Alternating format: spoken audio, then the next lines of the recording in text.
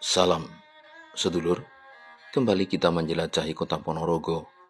Dan yang kita tuju saat ini adalah Pajimatan Setono. Pajimatan Setono adalah istilah untuk menyebut komplek makam-makam adipati dan bupati yang memerintah wilayah Kabupaten Ponorogo Kutha Wetan. Meskipun juga ada beberapa bupati yang tidak dimakamkan di sini.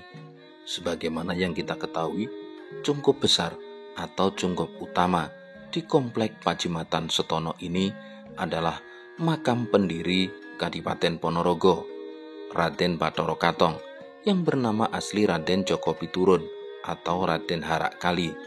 Sebagian juga menyebut nama beliau di masa muda adalah Lembu Kanigoro.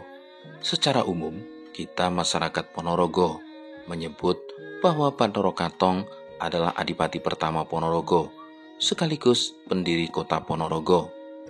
Namun demikian, pada berbagai kesempatan, ada diskusi maupun dialog yang menyebut bahwa Bathara Katong ada dua, Bathara Katong 1 dan Bathara Katong 2. Bathara Katong 1 adalah Raden Katong atau Raden Djoko Piturun atau Raden Harak Kali.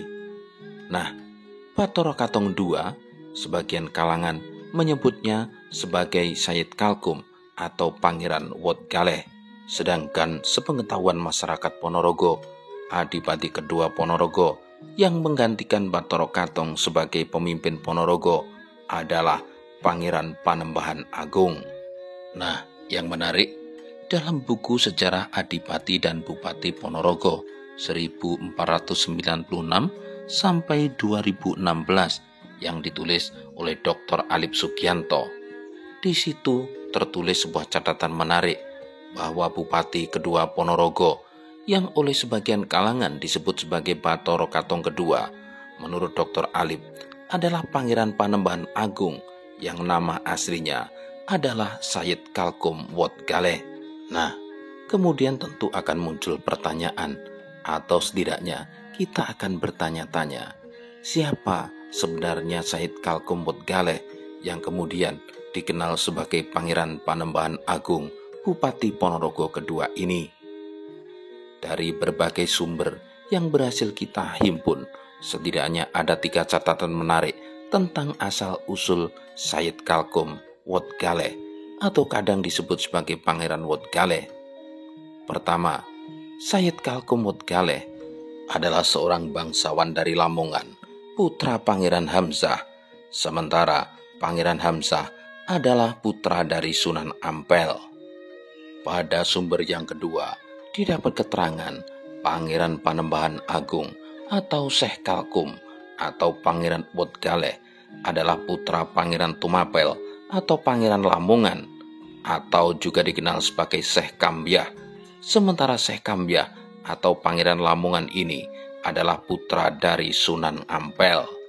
Sementara sumber yang lain menyebutkan bahwa Sayyid Kalkum Wot Galeh adalah saudara muda dari Kanjeng Sunan Pandanaran kedua atau Sunan Tembayat II. Sementara di situ juga terdapat keterangan bahwa Sunan Tembayat II adalah putra dari Pangeran Hamzah di Lamongan, sekaligus cucu dari Sunan Ampel. Nah, dari sini pula terdapat sebuah keterangan yang linier, segaris, dan benang merahnya jelas. Setidaknya dari keterangan-keterangan, sumber-sumber, dan catatan ini, kita boleh mengambil sebuah kesimpulan awal bahwa Pangeran Panembahan Agung atau Sayyid Kalkum Wot Galeh adalah putra dari Lamongan, putra dari Pangeran Hamzah, cucu dari Sunan Ampel. Nah, di sini sedulur, makam dari Pangeran Panembahan Agung yang bernama asli Sayyid Kalkum Wot Galeh ada di sisi timur atau emperan timur dari cungkup ageng makam Raden Bathara Katong pendiri Ponorogo. Nah, nisan yang lebih tinggi ini adalah makam beliau. Tentu akan timbul sebuah pertanyaan pula, kenapa makam Pangeran Panembahan Agung atau Sayyid Kalkum Wot Galeh justru nyelempit di emperan, tidak pada cungkup yang lain barangkali sebagaimana pangeran maupun adipati yang lain. Jawabannya adalah barangkali karena perkembangan zaman dan perkembangan bangunan makam. Tak berani kami berasumsi yang lain, atau setidaknya menduga-duga sesuatu hal yang berbeda. Sementara itu, ada keterangan pula yang menyebutkan bahwa di Kajoran, sebuah wilayah di Kabupaten Klaten, terdapat pula makam Sayyid Kalkum atau Bathara Gatong. Ini tentu saja menarik. Tak mungkin satu orang dimakamkan pada dua tempat. Tentu kita boleh bertanya-tanya, makam yang asli dari Sayyid Kalkum di mana? Apakah di Kajoran ataukah di Pajimatan Setono, komplek makam para adipati dan bupati Ponorogo? Merujuk bahwa para bupati dan adipati Ponorogo yang lainnya semuanya makamnya ada di Pajimatan Setono.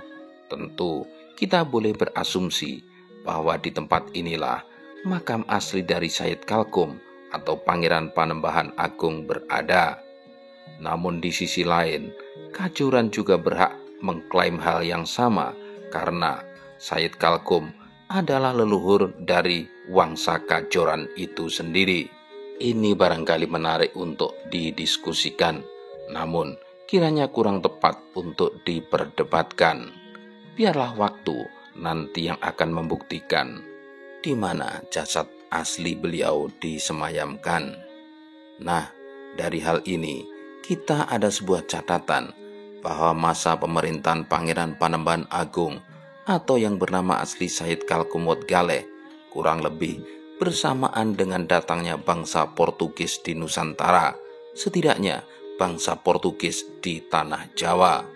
Sementara itu Purwowijoyo, penulis buku Babat Ponorogo mencatat, Panembahan Agung adalah adipati yang lemah dalam mengendalikan pemerintahan.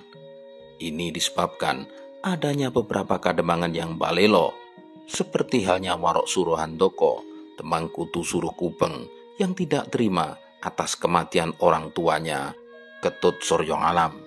Nah, lemahnya Panembahan Agung dalam mengendalikan pemerintahan Ponorogo mengakibatkan beberapa daerah lepas dari kekuasaan Ponorogo. Sebagaimana kita ketahui, di masa awal wilayah Ponorogo membentang dari Magetan sebelah selatan Sungai Gandong sampai ke kaki Gunung Lawu. Timur batasnya adalah Gunung Wilis, utara Gunung Pandan, sementara selatan batasnya adalah pesisir Laut Selatan.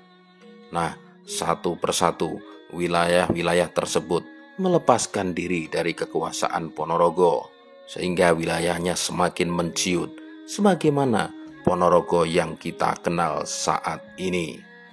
Terlepas dari berbagai kekurangannya, Pangeran Panembahan Agung atau Sayyid Kalkum Wodgale adalah adipati kedua yang namanya tercatat dalam jajaran adipati-adipati yang memerintah wilayah Kadipaten Ponorogo di masa lalu. Perjalanan sejarah memang tak selalu sesuai dengan keinginan, namun setidaknya yang sudah terjadi dapatlah menjadi pelajaran bagi masyarakat dan kita, generasi muda Kabupaten Ponorogo.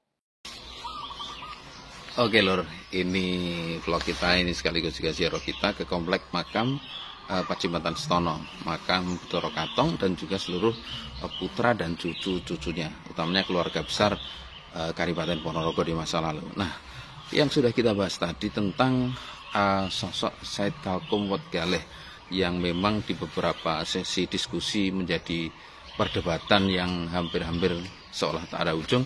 Semoga apa yang kita dokumentasikan kali ini setidaknya bisa menjadi secercah pelita di tengah gelap malam. Kita tidak menyampaikan dan mengatakan bahwa ini kesimpulan, tapi setidaknya ini bisa menjadi pemantik diskusi-diskusi lebih mendalam tentang Panembahan Agung, tentang Sayyid Kalkum Wodgale, tentang Kabupaten Ponorogo.